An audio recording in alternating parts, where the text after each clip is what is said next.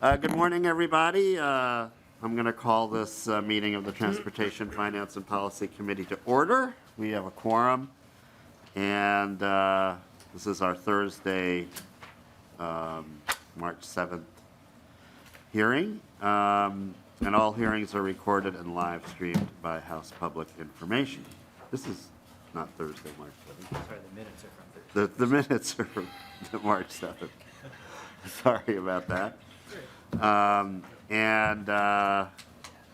So, do we have the minutes? Mr. Chair, as I was reading through the minutes, I did notice the last bill about flying cars, very intriguing. So with that, though, I would move the approval of the minutes of March 7th. Okay. Is there discussion to the notation? All those in favor signify by saying aye. Aye. All those opposed, the motion prevails. Okay. We have 4 bills today on the agenda, and we want to make sure that we're out of here on time. So we will ask testifiers and authors and those with questions to be crisp and noting our time. So our first bill is House File 3499. And would you like to move your bill, Representative Brand? Yes, Mr. Chair, that's my motion, is I move the bill to judiciary. Okay. And I understand you have an amendment? I do have an amendment that I'd like to attach to this bill as well. Okay.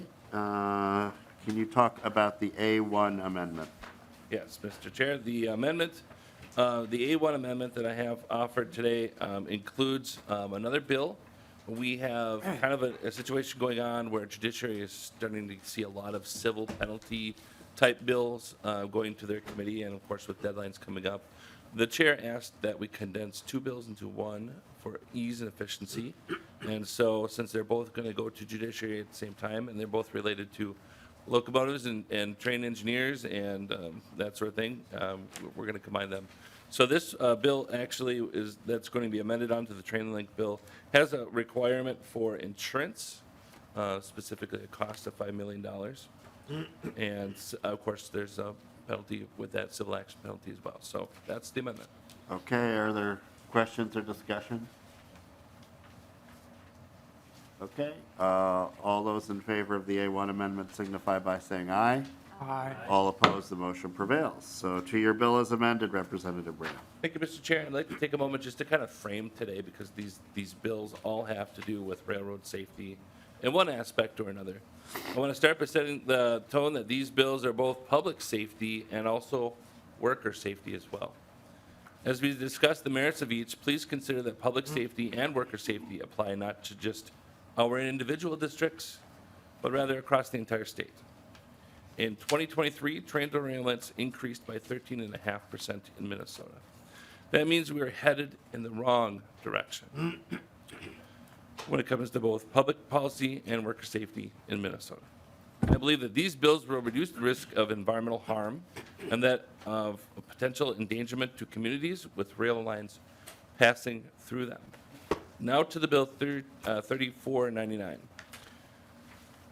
In the years since Joel Mueller first stepped into his first locomotive, trains have only gotten longer. 15,000 feet of train is quite a lot of product, metal, fuel, and other items included, but also a lot of potential for things to go wrong. In my district, trains are so long that they block portions of highway from Kasota to Mankato at the train yard and across several intersections along that way. This could sever the link between EMS and a patient in trouble, or in some cases, a larger than normal derailment, like what happened near Raymond, Minnesota last year. We might be familiar with Raymond, maybe not. That was a situation in which a piece of track broke, causing the derailment. There were several cars full of benzene, which is a known cancer-causing chemical. And according to a November 2023 WCCO report, months after the derailment, soil and groundwater continued to be contaminated with benzene. Also included in this bill, as we mentioned at the top when we amended the bill, is an update to 2010 statute covering a $5 million policy rather than a $1 million insurance coverage. Things cost more than they did in 2010. I mean, go to the grocery store and try to find anything that was the same price as it was 14 years ago. Costs associated with the crash also have gone up. Things like lost wages, lost ability to earn wages, medical bills, and worse. Nick, who will also be here to testify, can articulate exactly why acting now is in the best interest of the workers. So with that, I will turn my time over to testimony, and I'll be here to answer questions. Thank you. First on our list is Joel Mueller.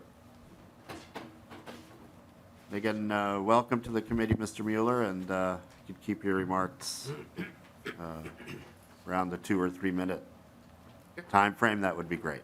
Sure.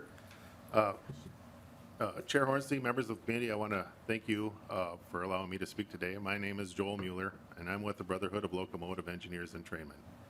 As Representative Brand has stated, train lengths now exceed 15,000 feet. When I began my career 28 years ago, train lengths averaged around 6,000 feet. As a locomotive engineer, every day I see the negative impact long trains have on Minnesota communities, cutting cities in half and blocking first responders from getting to those in need. Minnesota's rail infrastructure is not designed for trains of this size. Yards and terminals have the capacity to handle, do not have the capacity to handle 2 to 3 mile long trains, which delays other trains waiting to arrive or depart those terminals. Most sidings in Minnesota's rail network are not big enough to handle the trains of this size and force other trains operate along that corridor to wait for hours at a time. It has been documented in Surface Transportation Board hearings that congestion within the rail network has frustrated rail customers due to poor service. This has caused rail customers to divert shipments to trucks, which are less efficient and lead to higher greenhouse gas emissions.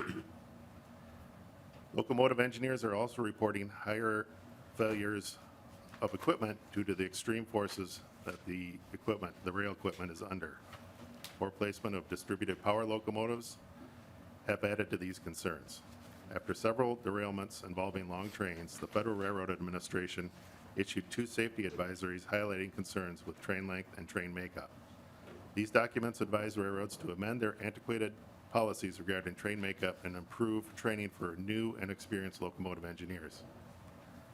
I urge caution when considering the data and statistics the rail carriers will provide this committee.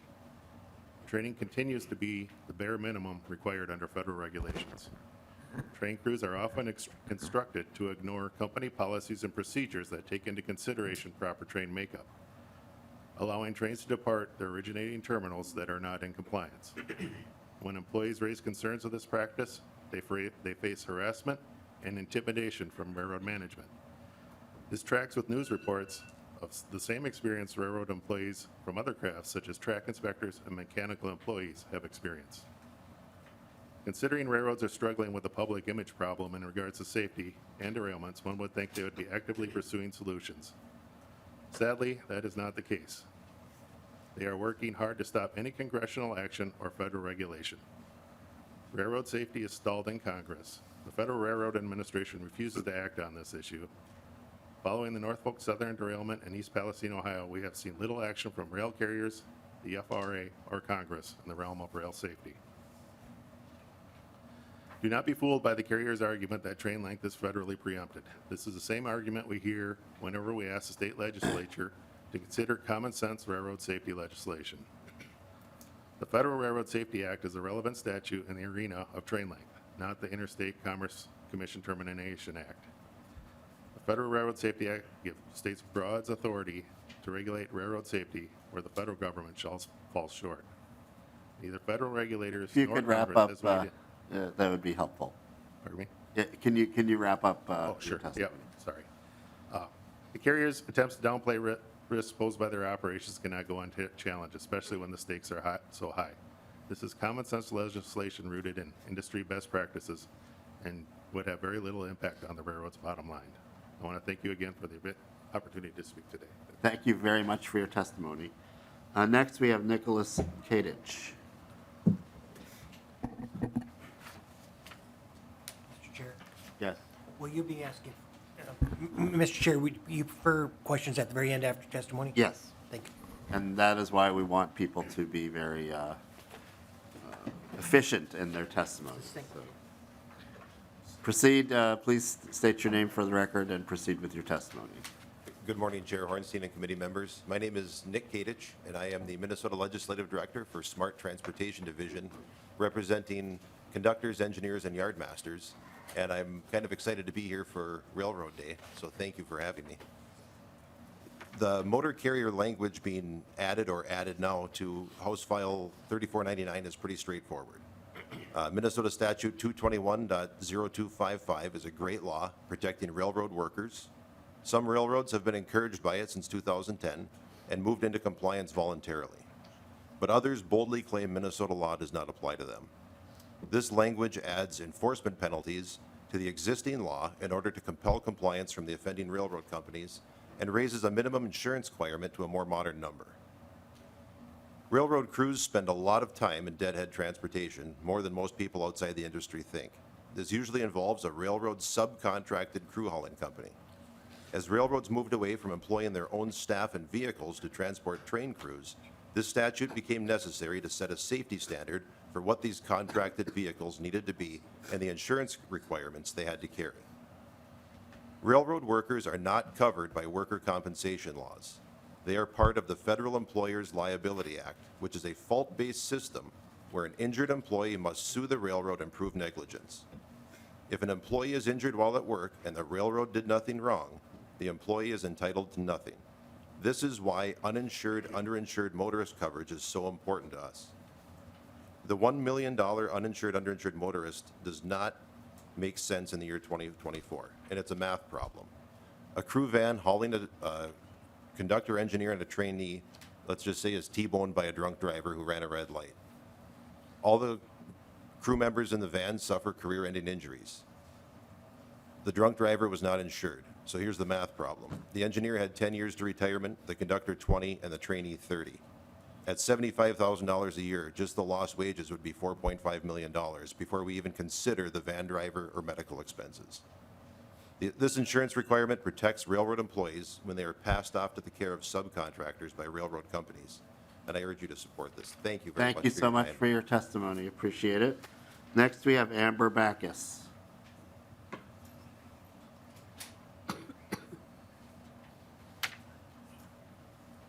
Welcome to the committee. Please state your name for the record and proceed. Certainly. Thank you so much, Mr. Chair and members. My name is Amber Backus, and I'm the Executive Director of the Minnesota Regional Railroads Association, the trade association representing 4 Class 1 and 14 regional and short line railroads who ship and deliver over 2 million carloads of commodities and goods safely and efficiently over 4,373 miles of railroad track. Safety is at the forefront of the operations of the railroad industry, and for the last 80 years, railroads have operated millions of trains exceeding 8,500 feet without incident. In fact, a recent report from the Alliance for Infrastructure and Innovation, an independent think tank, found that Federal Railroad Administration data on train accidents and crossing incidents does not provide strong evidence that increasing train lengths correlates with safety concerns as measured by train accidents. In fact, they posited that there may even be weak evidence to the contrary, that accidents continue to decline as trains increase in length. By limiting train length, as the bill does, there will be more trains needed to move materials and finished goods. The greater number of trains will interact more with the public at crossings, potentially leading to more accidents. And the Alliance for Infrastructure and Innovation report also noted that having more trains may also block crossings more often as they wait for the signal to enter rail yards or for another train ahead to clear the track or siding. And beyond increasing congestion on rail lines, more trains also means more fuel consumption and corresponding greenhouse gas emissions. For these reasons, we'd ask you to oppose the train length provisions, but since I have 2 minutes and we have 2 bills in one, I'm going to quickly pivot to crew vans. Okay. And just speak to the provision regarding the increase in the minimum the liability coverage for uninsured, underinsured policies. Current law in Minnesota for other carriers of people is a $50,000 coverage. The underlying bill's already at $1 million. That's 20 times more. Meanwhile, federal and state law requirements for passenger vans of 15 passengers or less is $1.5 million total financial responsibility. The underlying crew van bill is $6 million, and the amendment takes it to $10 million. I don't understand that rationale, and I also have a letter from the Insurance Federation of Minnesota stating that such coverage isn't available on the marketplace, which would make it impossible for us to find the crew vans needed to safely support the crews from the trains back and forth. So for those reasons as well, we would ask you to oppose that provision and suggest a referral to Commerce Committee too. So if there's a page that could pass out this letter from the Insurance Federation, Sure. that would be helpful. That'd be great. Thank you, Ms. Thank Backus. Next, we have Jason Colley. I hope you can correct my pronunciation if I did not get that correct. Okay. I stand corrected. Welcome to the committee. Good morning, Mr. Chair and committee. My name is Jason Tahuli. My testimony reflects HF 3499 as introduced. I'm a certified locomotive engineer for Union Pacific Railroad. I was hired 29 years ago as a conductor, and today I'm the Director of Operating Practices and Rules in Union Pacific's Safety Department. Over the past 4 years, Union Pacific has tasked the Safety Department with many major initiatives, including reducing mainline FRA reportable derailments and blocked crossings. As a result, Union Pacific set records in both mainline reportable derailments and block crossing reduction in 2023. We accomplished these goals by using data and leveraging technology. Regarding derailment prevention, Union Pacific has developed Physics Train Builder, or PTB. PTB is technology that in real time simulates the physics of mass and movement, or what is referred to in the industry as in-train forces. Trains are like accordions. They expand and contract as they traverse the topography of the track. This expansion and contraction creates in-train forces known as buff and draft. Draft forces are pulling forces, while buff forces are squeezing forces. If these forces are not controlled, cars can be lifted out of the train, causing derailment. PTB calculates the in-train forces before the train ever departs and as the train is tracked across the system. If the predicted forces are beyond our tolerance limits, an alert is created and sent to either our dispatch center or our yard controller so corrections can be made. Since the installation of PTB, Union Pacific has not experienced a single train makeup derailment or train length derailment using PTB. In conclusion, train size limitations will have no effect on derailment prevention, as it will do nothing to control the physics associated with mass and motion. Managing these forces is the key to derailment prevention, not train length limitation. Thank you, Mr. Chair and committee. Thank you very much for your testimony. Next, we have Travis. I'm not going to, I'm 0 for 1 on last week. So. Travis will state his name for the record, and we'll proceed.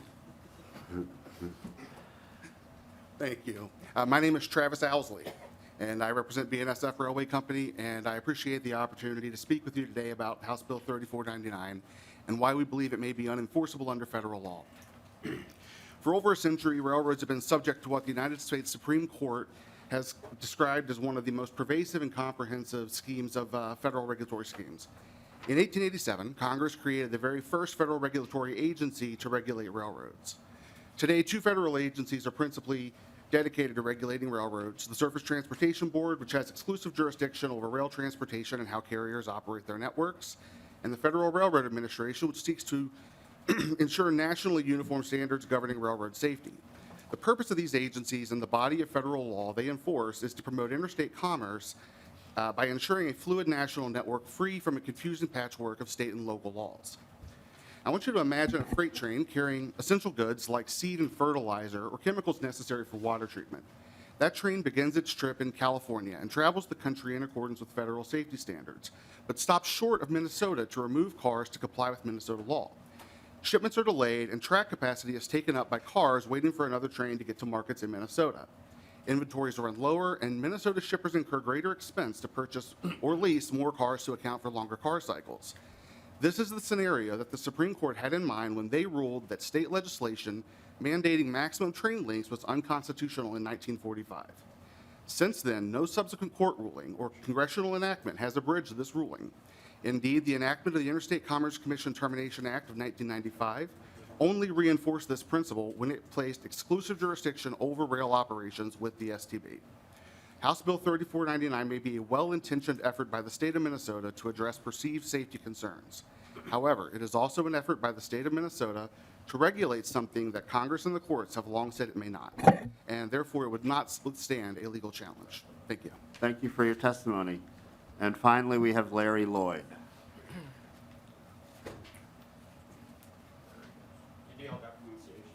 Yes, I was confident on that one.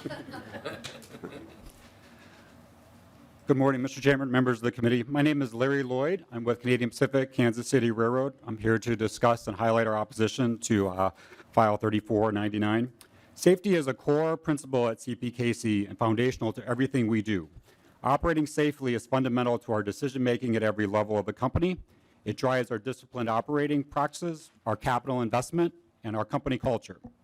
CPKC has invested consistently over time to enable the safe and efficient operation of long trains. Since 2013, our average train length has increased 28%, but our train accident frequency rate has decreased 45% during that time, from 1.8 to less than 1 incident per million train miles traveled. CPKC has a sophisticated train dynamic simulation process to support train and track design. Our electronic marshaling system verifies train builds based on length, tonnage, sequencing, and routing. The assertion that trains have increased up to 15,000 feet in many cases is simply not rooted in reality and not backed by data. CPKC limits our train length to 14,000 feet for distributed power and 10,000 feet for conventional operations. Our average intercity train length is 7,609 feet, nowhere near the claim of 15,000 feet. CPKC rules for manifest trains, trains that are made up of multiple types of freight, require speed and dynamic braking restrictions based on tonnage and operating territory. CPKC automatically monitors trains and train builds using automated simulators and continues to build out AI and algorithms. We have a diverse suite of Wayside and detectors that ensure the mechanical integrity of the equipment and actively monitor of engineering actions and operational alerts to ensure compliance. Our commitment to safe operation of longer trains doesn't just take into account their safe building and operation, though. Rather, CPKC's approach is holistic and strives to ensure minimal community impact while protecting our industry-leading Amtrak-host relationship. Block crossings are mitigated through operational planning, controlled train meets, training and dedicated operating roles, and we take block crossing complaints very seriously and work to address each one we receive. CPKC has a strong relationship with Amtrak and has been its strongest host railroad year over year, earning us an A rating for on-time performance by Amtrak's own metrics. We are a host railroad on a number of Amtrak services and have made commitments to increase and initiate new Amtrak services, especially in Minnesota. CPKC's operations of longer trains do not interfere with our ability to be Amtrak's strongest host. Regardless, the legislation's negative impact to our customers, communities, and its negative impact to Amtrak service cannot be understated. If train lengths are arbitrarily limited, the detailed planning and data that goes into building trains to ensure that capacity is preserved will be impacted. A simple, artificial, and unscientific restriction on train length will lead to an increase in the number of trains on the network, which will lead to a less capacity for customer shipments, less capacity for Amtrak, and increased congestion for everyone else. Thank you very much, Mr. Chairman and members, for your time. Thank you so much. Representative Petersburg. Thank you, Mr. Chair, and because this has gotten a little longer than I know anticipated, I'm not going to ask questions, but rather a few statements. You're going to be moving this to civil law? Judiciary. Judiciary. So I would request a roll call for that. Okay. So that I don't forget to say that. Second of all, there's some parts of this bill that I think are actually good, and it's something we should be doing. You remember a few years ago, we worked on this idea of getting crews back and forth to the rail engines and so forth. Unfortunately, there weren't any penalties for somebody that doesn't comply with that. So I think that part of it has some validity to that. But we've heard other testimony about the possibility of the liability cost and insurances and so forth. And we heard about the cost of loss of wages for the rail engineers and conductors and so forth. Unfortunately, what we didn't hear was the other liability issues that are related to it. So when somebody is still employed by a company, there's also work comp, there's long-term disability, there'll be Social Security if that's the case. That will also add on to the wages into the future. So we have to be cautious about just assuming that the limitation is there, because we don't know that all those circumstances are going to happen.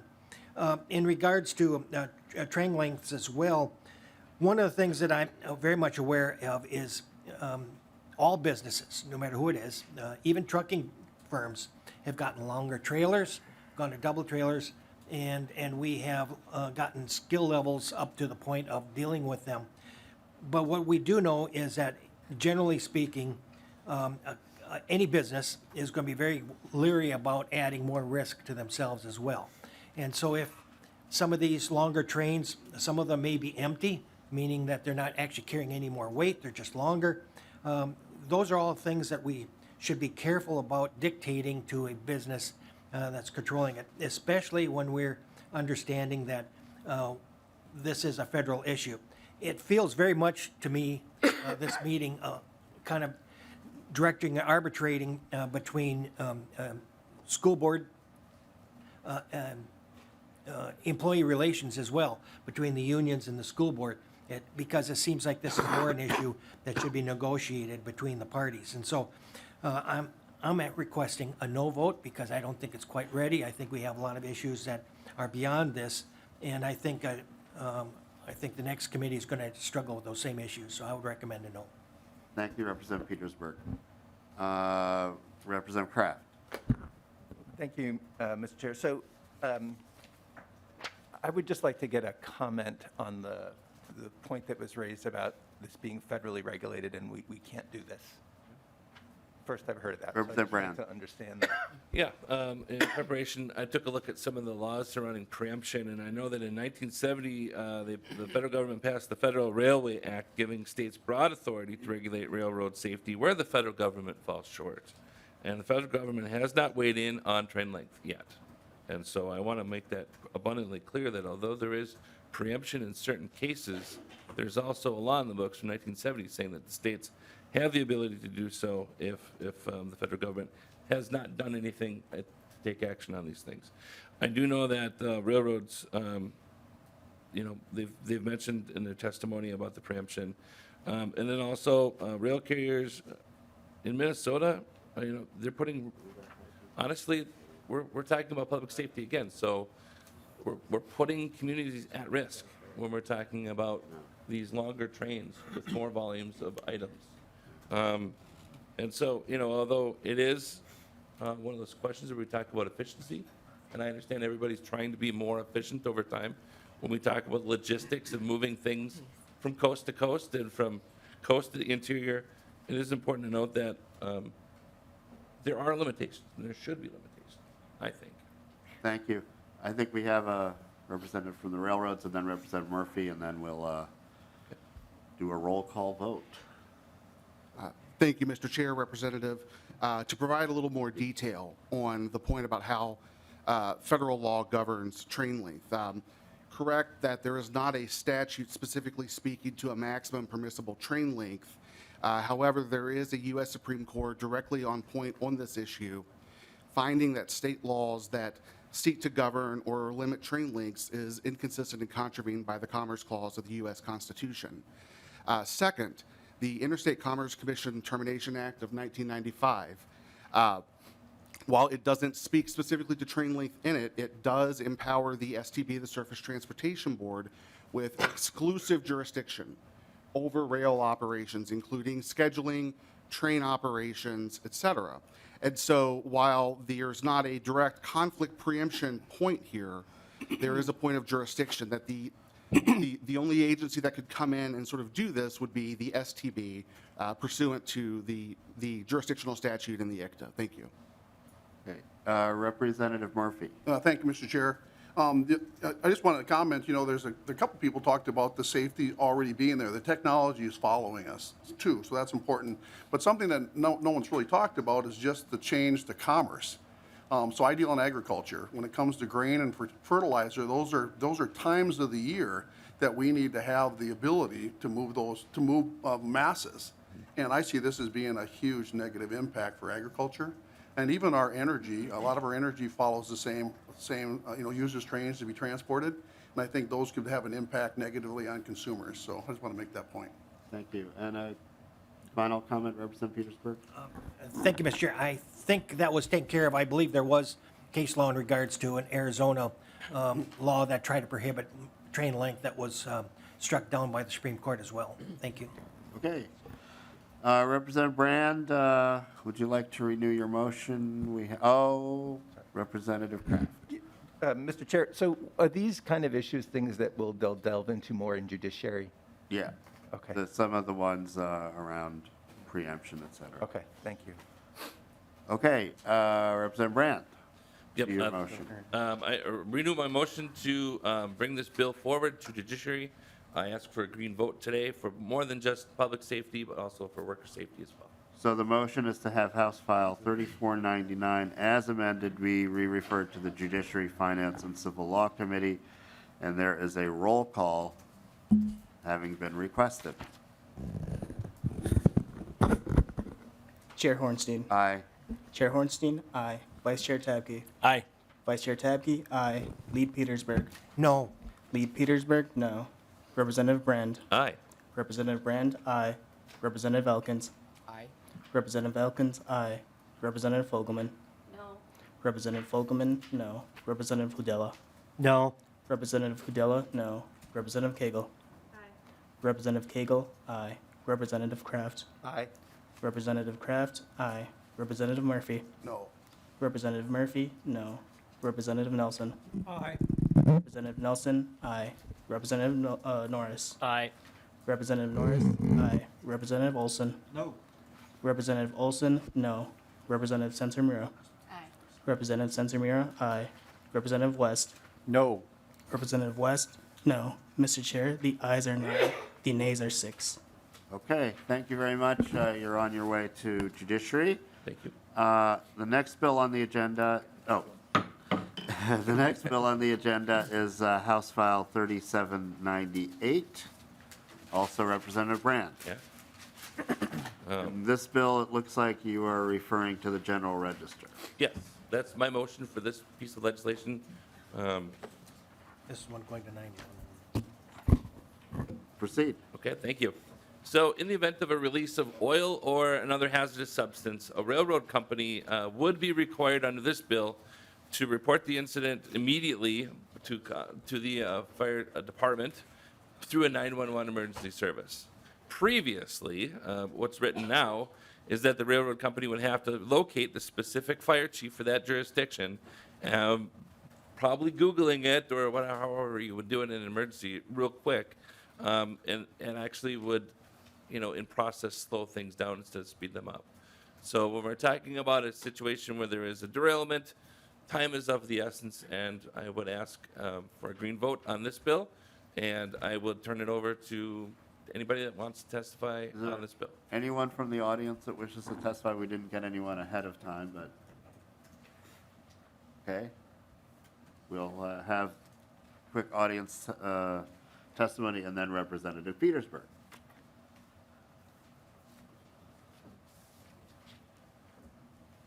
Welcome to the committee. Please state your name for the record.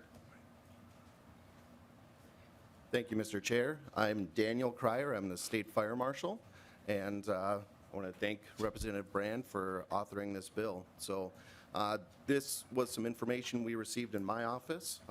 My office oversees the state teams, and those state teams include hazardous materials response teams who would be responding in the event there is an incident involving a rail derailment or a spill or any emergency in that regard.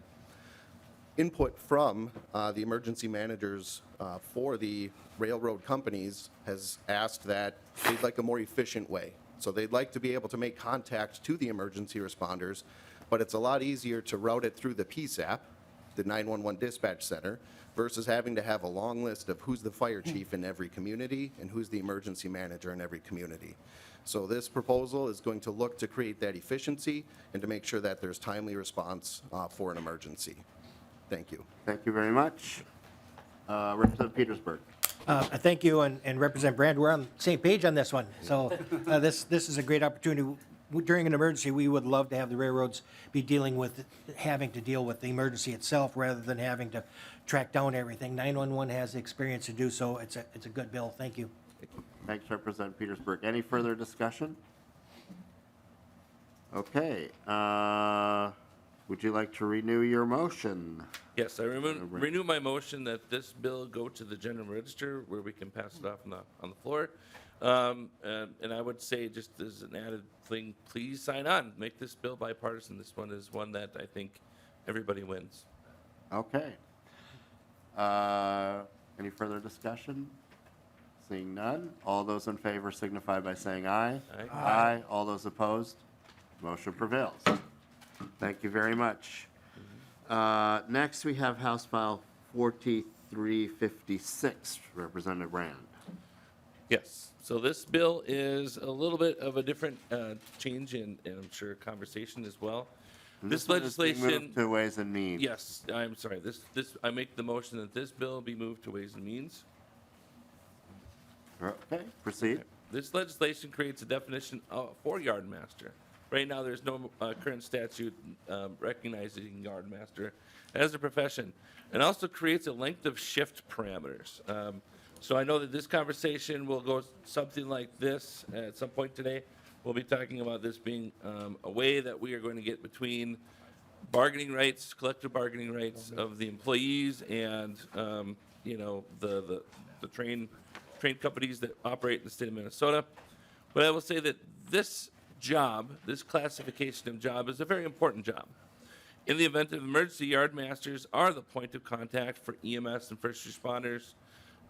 They provide information about where those hazardous materials are, because their job is essentially to do things like inventory the chemicals and the materials coming in on rail cars and putting them in certain locations for the next part of the movement of the rail. And also, they coordinate these materials when they're on site. So it's a really important job. But when a person is asked to work 16 hours at a time, there, I think, could be some really compelling arguments that it's not just us talking about getting between the company and the employee. This is a matter of public safety. This is a matter of worker safety for the people who are working on site. And so I want to turn over the testimony, and I'll be here to answer questions after. Okay. Mr. Kitch. Hello again, Chair Hornstein and committee members. My name is Nick Kadich, and I am the Legislative Director for Smart Transportation Division in Minnesota. Proceed. House File 4356, Yardmaster Hours of Service, is a bill with minimum impact to railroad companies, but a large effect on our communities and workers. It would close a gap in hours of service regulation not addressed by federal law.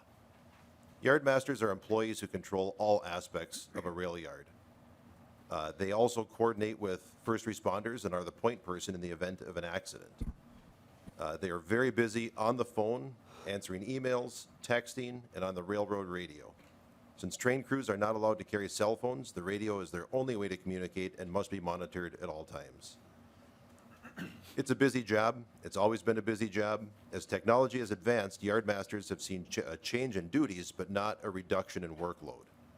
The responsibilities have grown to include more rail yards after railroad companies have consolidated territories, and now yardmasters are in charge of more than one location at a time.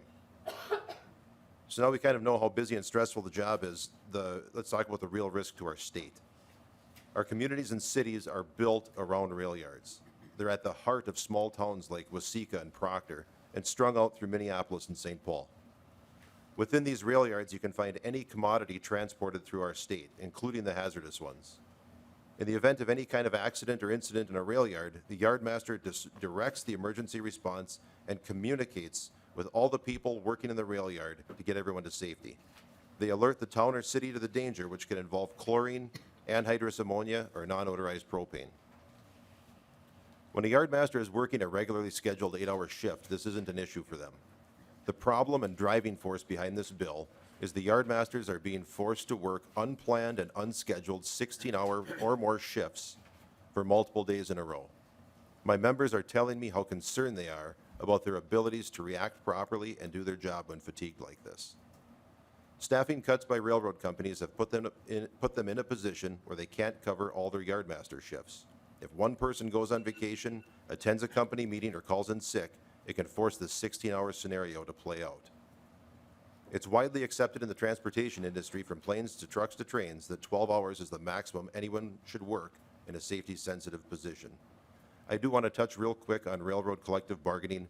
I don't think that should be a concern of this legislative body. As representatives of your communities, this is your chance to have a voice for how your communities are protected. You do not have a seat at the collective bargaining table, and legislating a standard that sets a cap on how many hours yardmasters can work and still function in their jobs is within your authority. So this bill affects a small section of railroad employees in our state, but has a very large impact in our communities, and I urge you to support it. Thank you. Thank you, Mr. Kadich. Next, Amber Backus.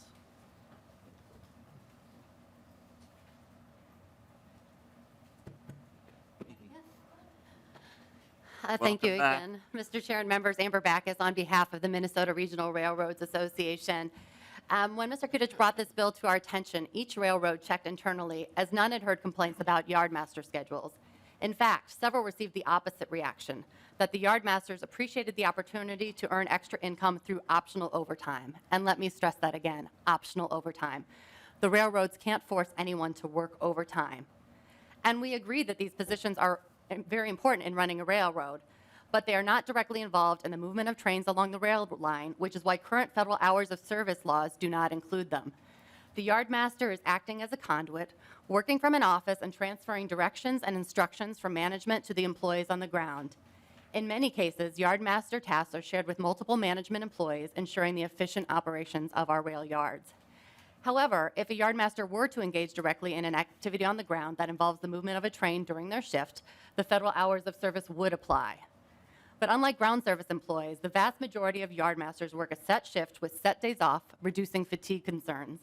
Typically, these are 8-hour shifts, and the yardmasters work less hours in a month than capped in a bill. But more importantly, I'd again ask you to look at the data.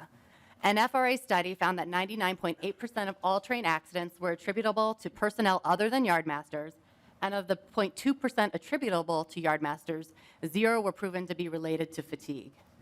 Imposing hours of service restrictions on all yardmasters engaged in all activities is impractical and unnecessary.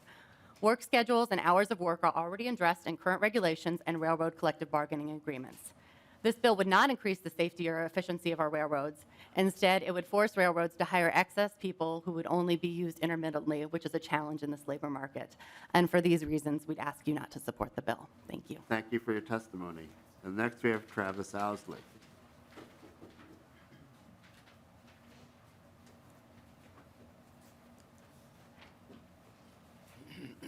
Welcome back. Thank you, Mr. Chairman.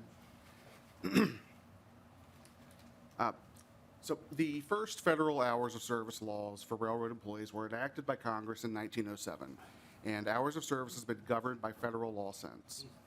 The Federal Railroad Administration is the agency charged with enforcing the hours of service laws, and the FRA takes a functional approach as opposed to a status-based approach to determining who is subject to the laws and when. So in other words, there are not conductor hours of service. There are not locomotive engineer hours of service. Instead, when an employee is involved in a train operation, such as operating a locomotive or lining switches for movement, he or she is performing train service, covered service. When an employee is providing main track authority through radio or electronic transmission, he or she is performing dispatcher covered service. So when yardmasters are performing those activities, they are covered by the hours of service laws. And this is what's reflected in the FRA Hours of Service Compliance Manual. Here, the legislation would seek to create a new category of hours of service regulation based on a yardmaster's job as opposed to the functional approach contemplated by the hours of service laws, and so would be in conflict with federal law. Second, the Supreme Court has ruled that states can't regulate issues traditionally addressed through collective bargaining pursuant to the Railway Labor Act. Hours of service has been a key element of railroad labor negotiations for over a century. By imposing specific hour limits, the state would essentially disrupt established bargaining processes. So whether due to the conflicts the bill would create within the federal regulatory scheme or the imposition on collective bargaining relationships governed by the RLA, this bill too would be preempted by federal law. Thank you. Thank you very much for your testimony.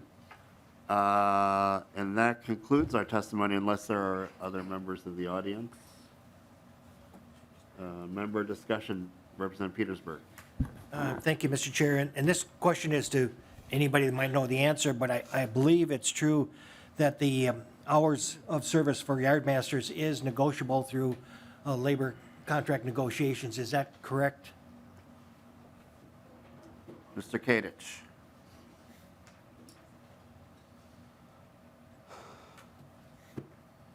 Chair Hornstein and Representative Petersburg, would you please say your question again for me? Sure. What you're seeking for is control over the number of hours for yardmasters. Is that not part of negotiable through labor negotiations when the contracts are up? I believe anything is possible through negotiation. However, there aren't any caps at this point on yardmasters' general duties. And while a statement was made where overtime is not mandatory, I would call that false. When a railroad employee shows up to work, they are a captive of the railroad until released. And so overtime is not an option for us. Representative Petersburg. Mr. Chair, thank you for that, and I appreciate that because I think so. I agree with you. I think it is a negotiable item, and you said something earlier in your testimony that says we should not be involved with collective bargaining issues, which I again agree that we should not be, and I think this puts us square in the middle of that, and when it's already available for you to discuss that with your people and with the railroads. If we start micromanaging labor negotiations this way, we're going to open up a whole can of worms with every other industry that may choose to want to go around the labor negotiations and collective bargaining process. So I think this is a dangerous precedent to set when we are saying, hey, we need to control the number of hours that companies have with their contracts, especially when it is a union employed, and unions have the ability to make those negotiations anyway. And we also know that there's some issue in regards to what federally or not we can do. So I think it's a dangerous bill. I would recommend no, and I think this is important enough for us to also have a roll call, please. Okay, roll call is requested. Additional discussion? And would the author like to respond? Yeah, I'd like to respond a little bit to that. I think that when we're talking about human beings that are working 16-hour days, dealing with potentially hazardous chemicals in the center of a community, I think that falls squarely outside of just collective bargaining rights. I think that is something that you'll see that there are some support letters from communities across our state, ones that we represent, that are also calling this as more than just a collective bargaining situation. I will tell you that yardmasters do not have federal hours of service classifications now, which means this bill is not preempted by federal law. Also, I should mention the fact that the transportation industry has widely accepted a 12-hour as a maximum cap, but there's nothing written in law to say that. And I think it's also important to point out the exact duties of a yardmaster include all movements of trains within the yard, switching and classification of rail cars, coordinating with maintenance of way employees working in the rail yard, coordinating with mechanical employees repairing or inspecting rail cars, coordinating with locomotive shops and the movement of locomotives, coordinating non-railroad employees working in the rail yard, managing the location inventory of all rail cars and the commodities, including hazardous materials, acting as the liaison between all parties and crafts working in a rail yard, answering calls from customers, and acting as liaison between railroad management, customers, and workers, plus calling the coordination with first responders in the event of an accident or incident. Yeah. I think this is too much to expect one person to be doing 16-hour days to work for. That's too many responsibilities to also be tired. Okay. Thank you for that. Any further discussion before we take a roll call vote? All right. We are voting on House File 4356. Chair Hornstein. Aye. Chair Hornstein, aye. Vice Chair Tapke. Aye. Vice Chair Tapke, aye. Lead Petersburg. No. Lead Petersburg, no. Representative Brand. Aye. Representative Brand, aye. Representative Elkins. Aye. Representative Elkins, aye. Representative Fogelman. No. Representative Fogelman, no. Representative Hudella. No. Representative Hudella, no. Representative Cagle. Aye. Representative Cagle, aye. Representative Kraft. Aye. Representative Kraft, aye. Representative Murphy. No. Representative Murphy, no. Representative Nelson. Aye. Representative Nelson, aye. Representative Norris. Aye. Representative Norris, aye. Representative Olson. No. Representative Olson, no. Representative Sensimira. Aye. Representative Sensimira, aye. Representative West. No. Representative West, no. Mr. Chair, the ayes are 9, the nays are 6. Thank you very much. So actually, the motion was for House File 4356 to go to Ways and Means, and you are on your way to Ways and Means. Thank you. So we have one more bill on the agenda, members. House File. Oh, keep forgetting to gavel. House File 4357 is our last bill on the agenda. And the motion here, Representative Brand, is also Ways and Means, correct? That's correct. Okay. Yep, so I move that this bill, House File 4357, be moved out of committee on to Ways and Means. Okay, so to your bill. Thank you, Mr. Chair. This is the last bill we'll be up to talk about today, and we're going to bring this locomotive into the station on time, I hope. So we've all heard about Wayside rests, but Wayside detectors are a little bit different. These automatic scanners would be placed under the bill at every 10-mile interval or up to 15 miles interval if there's a challenging topography in the way along the track. Scanning, so what they do is they scan for dragging equipment and elevated temperatures in the wheels and the bearings, which are indicators of imminent catastrophic failures and can cause derailments. Sounds like something that we should really focus on when we're talking about public safety, but also worker safety. They have the ability to communicate with train crews via radio broadcast and have a direct link to the applicable railroad dispatching center as well. Why does this matter? Over a year ago, a derailment in East Palestine, Ohio resulted in a major incident of over 100,000 gallons of hazardous material catching on fire. There were workers that were injured, and the communities involved were told that they could not return to their homes for over 6 days. Following the disaster, the Secretary of Transportation, Pete Buttigieg, called upon railroads to join the C3RS, or Confidential Close Call Reporting System, to collect data on near misses and to weaknesses in our current rail system. All Class 1 railroads have agreed to join in Minnesota, but have not done so into today at the time of this testimony. Currently, wayside detectors are unregulated by the federal government, and states have the authority to act. With that, I will turn it over to testifiers, and I'll be here to answer questions after. Okay. Nicholas Kadich is our first testifier.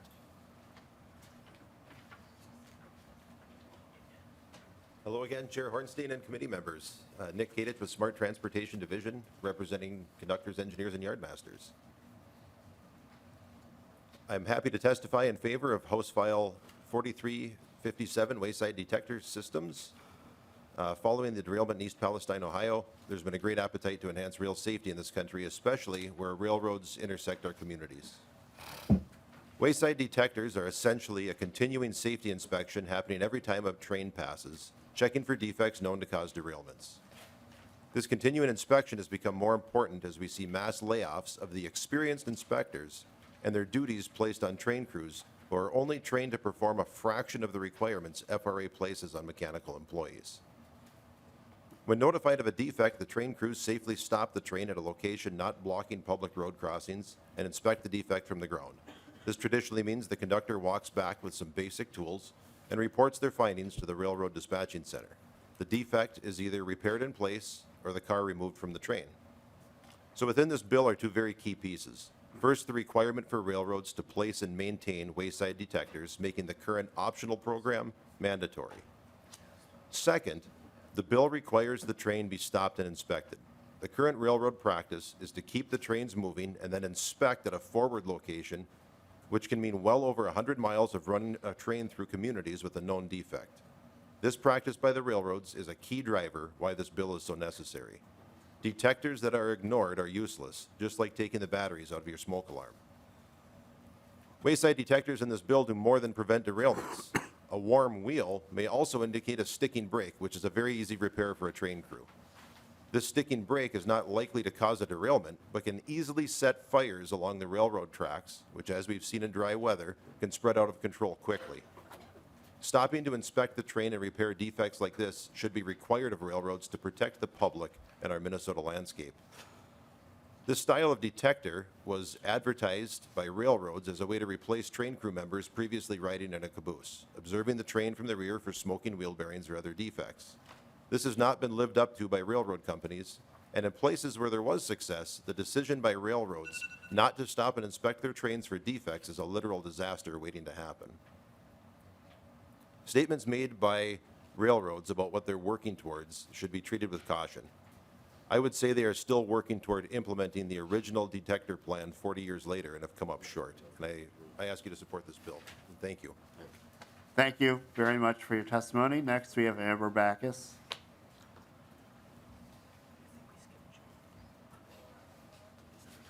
Oh, I see. Pull up in there. Welcome back. Yes, good morning again, Mr. Chair. Amber Backus with the Minnesota Regional Railroads Association. And I'm sorry, I have to disagree with Mr. Kadich's testimony.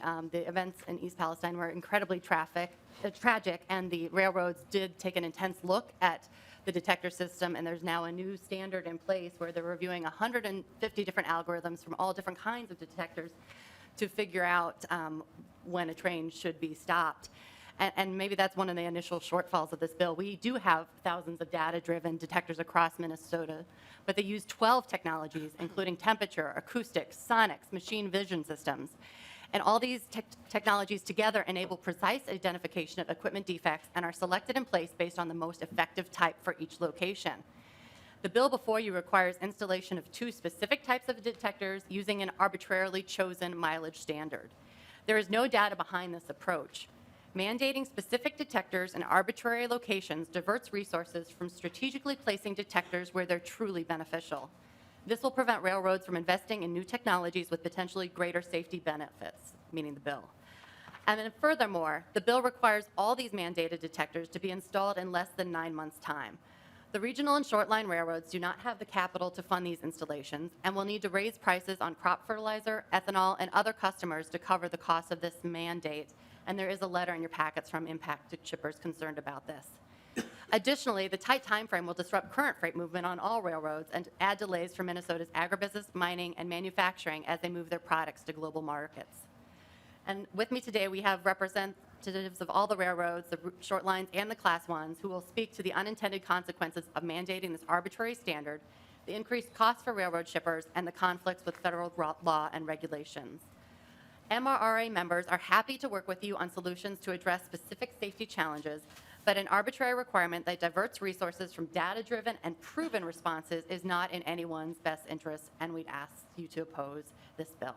Thank you very much. Thank you, Ms. Backus. And before we get to Mr. Wagner, I forgot that I had Mr. Mueller on the list. So we'll have Mr. Mueller and then Mark Wagner, Jason Tolley, and Larry Lloyd, and others.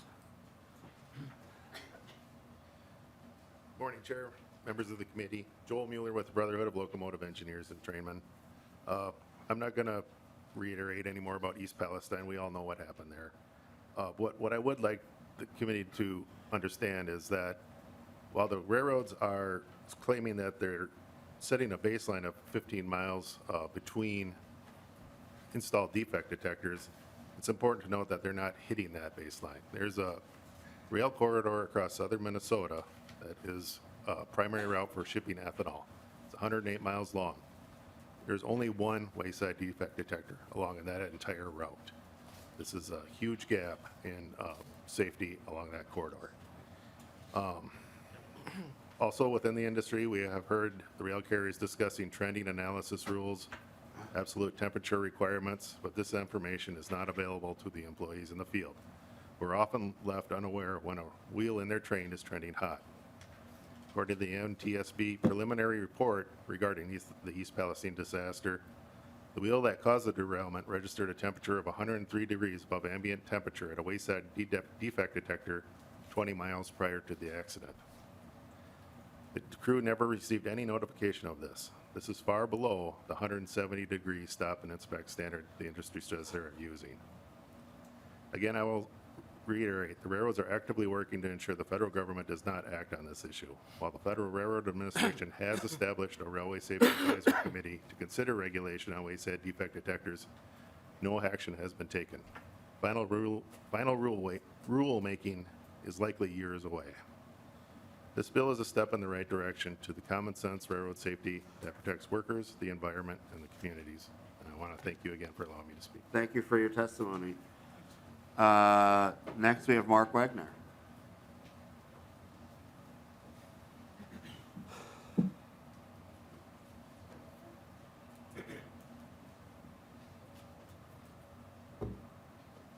Welcome to the committee, Mr. Wagner. Good morning, Mr. Chair, Committee. My name is Mark Wagner, President, CEO of Twin City and Western Railroad. We do not have any wayside detectors on our railroad. We're a short line railroad. We maintain the main line at 40 miles an hour. We operate our manifest trains at 30, and any train that has hazmat in it, we operate it at 25 miles an hour. We also have 2 dedicated trained rail car inspectors that inspect each train, and also these ethanol trains that we originate are inspected thoroughly at origin before we move them. So it would be a tremendous capital burden on us as a short line because we do not have the ability to raise our revenues because we're competing with trucks and our Class 1 partners. Our division of revenue for our movements is not high. So basically, if this is mandated, that will take away resources that we use to keep the track itself to that 40-mile-an-hour standard in that redundancy. So we would ask that this bill not be approved. I would like to note, though, that as part of the Southwest Light Rail project, which we happen to be the freight railroad involved in it, as part of the discussions with Met Council, they will be installing a defect detector at the junction of the where we junction with BNSF in just west of downtown Minneapolis, and then another one on the Eden Prairie Minnetonka border, and that's part of the Southwest project. Met Council is paying for that. So, thank you. Thank you for your testimony. Next, we have Jason Colley.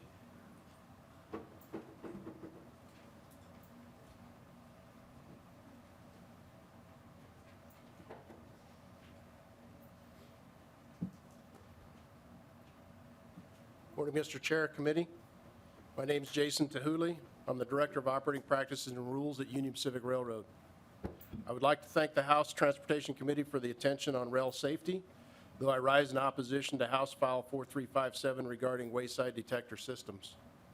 Some overall observations to begin.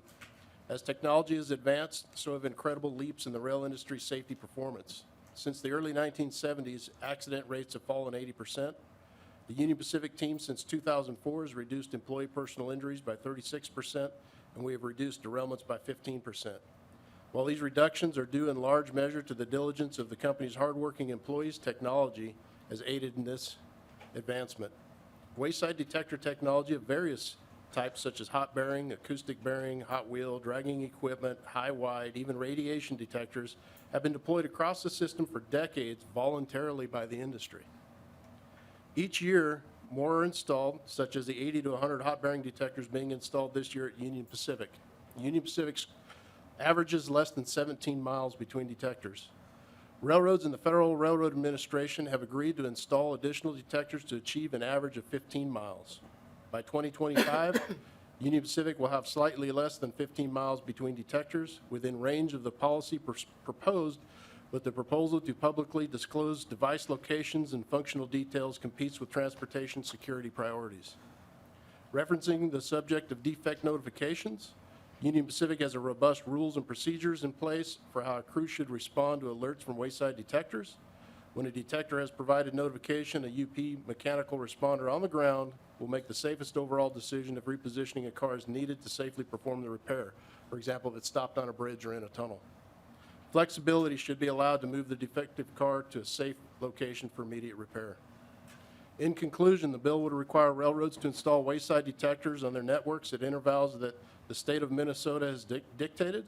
But the construction and operation of railroad facilities is one of the explicit items on a list of federal law prevents states from regulating. Wayside detector advances, guided by science and evidence and not arbitrary factors, are making the railroad safer. Thank you, Mr. Chair and committee. Thank you, Mr. Tahuli. Next, we have Larry Lloyd.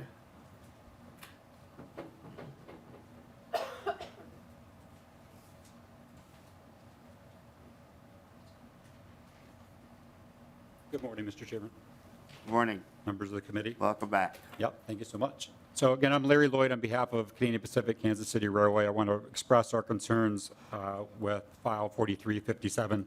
So as I mentioned before, safety is a core principle at CPKC. It's foundational to everything we do. As I mentioned before, our capital investments in the last 10 years have increased 45%, driving down our train accident rate 45% to less than 1 incident per million track miles.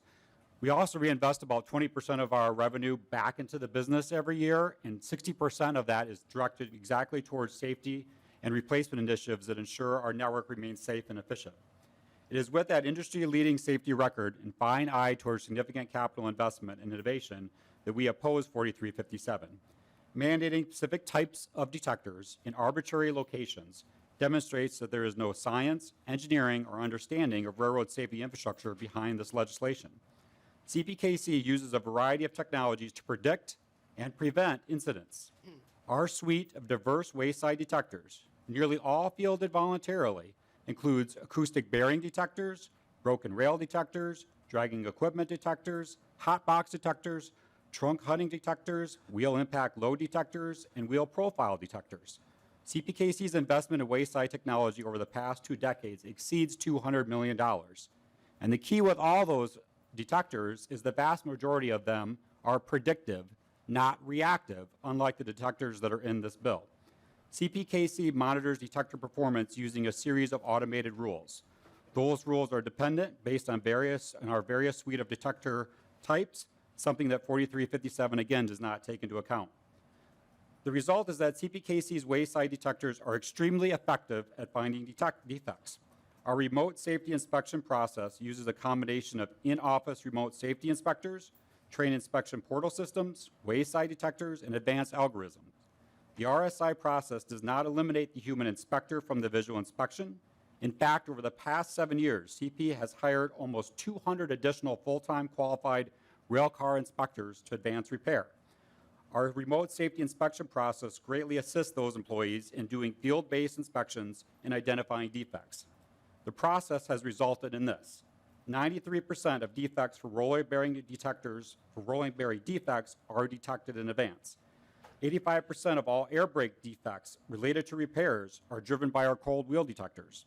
And we have initiated, or we have, from this reaction, a 95% reduction in defects identified by hot box detectors preemptively since CPKC deployed our use of acoustic bearing detectives along with our patented data and analytical algorithm. Train and engine employees, the folks that drive the train, are not experts in mechanical defects. Relying on untrained personnel, which is what 5347 would force the industry to do, to judge a bearing in the field would only open up the rail network to increase risk, when everything we do and what we need you to help us in doing is aimed at reducing risk. CPKC has a health monitoring system for detectors to ensure that missed alerts do not occur. If a detector issues a false alert, CPKC will have a qualified employee check the detector and repair it. 99.9% of our detectors are working at any given time. That is not an estimate, that is our standard. In conclusion, CPKC firmly concurs with our other Class 1 testifiers that 5347 is wading into areas covered by federal law, which undermines the national uniformity in terms of rail safety and interstate commerce.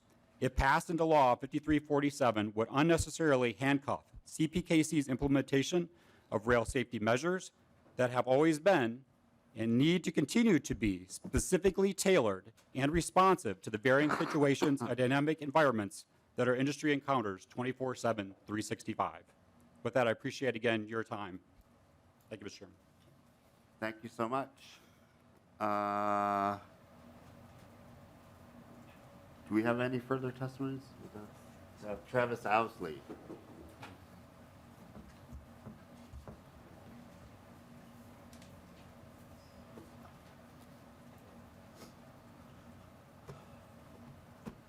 Welcome back. Thank you again, Mr. Chairman, committee. At BNSF, we are proud to have voluntarily introduced thousands of Wayside detectors across our network.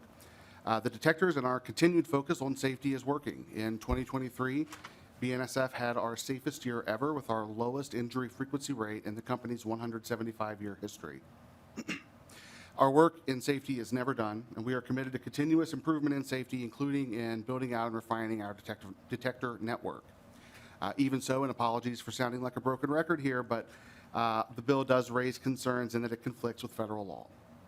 First, the construction and operation of railroad facilities and the operation of trains are under the exclusive jurisdiction of the STB.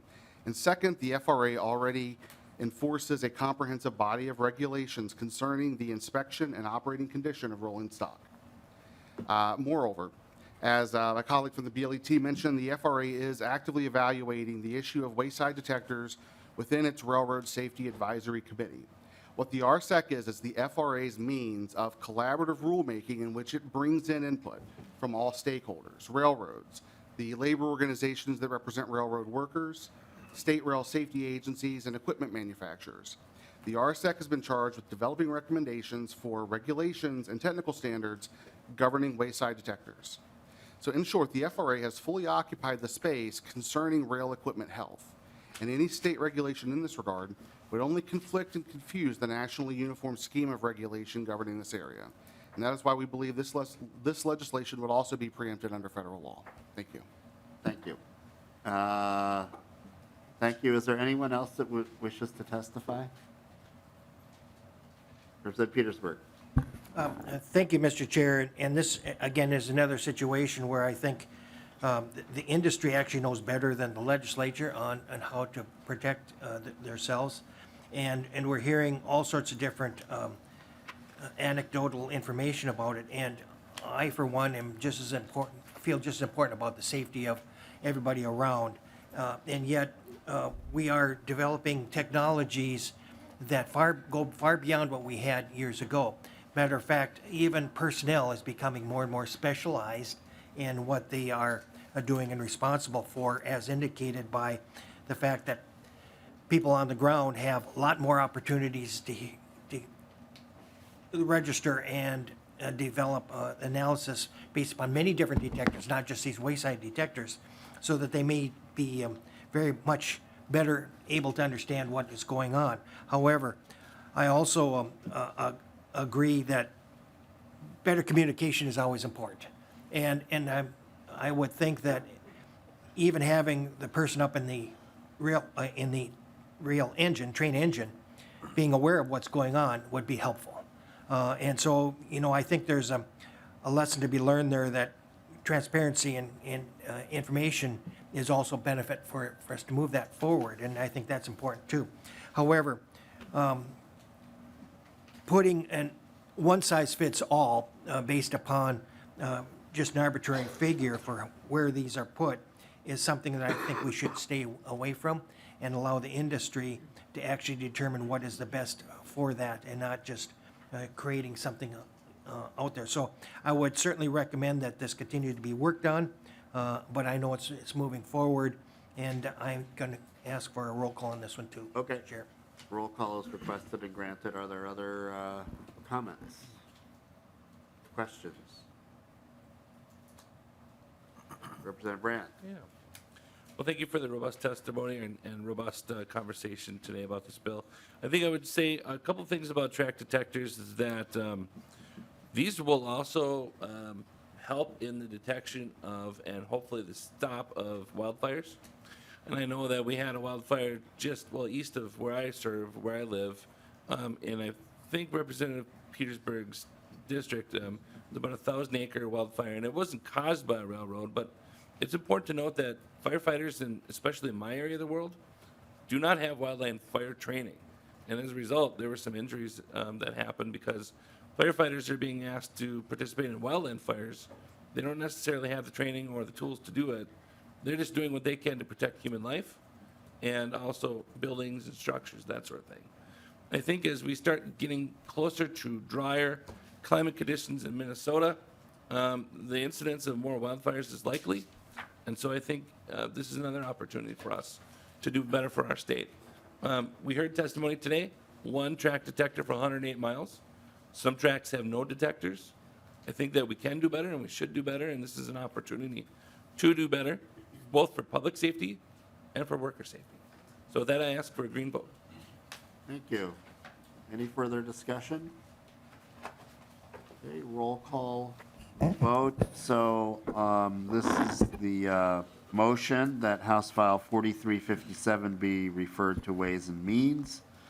And the committee legislative assistant will take the roll. Chair Hornstein. Aye. Chair Hornstein, aye. Vice Chair Tapke. Aye. Vice Chair Tapke, aye. Lead Petersburg. No. Lead Petersburg, no. Representative Brand. Aye. Representative Brand, aye. Representative Elkins. Aye. Representative Elkins, aye. Representative Fogelman. No. Representative Fogelman, no. Representative Hudella. No. Representative Hudella, no. Representative Cagle. Aye. Representative Cagle, aye. Representative Kraft. Representative Kraft, aye. Representative Murphy. No. Representative Murphy, no. Representative Nelson. Aye. Representative Nelson, aye. Representative Norris. Aye. Representative Norris, aye. Representative Olson. No. Representative Olson, no. Representative Sensimura is excused. Representative West. No. Representative West, no. Mr. Chair, the ayes are 8, the nays are 6, with 1 excused. There being 8 ayes and 6 nays, the motion prevails. So, members, thank you. That concludes our agenda for today. We'll have more bills on Thursday at 8:30. And any announcements from you, your side? Okay. With that, we're adjourned. Thank you, members. Unless you want to.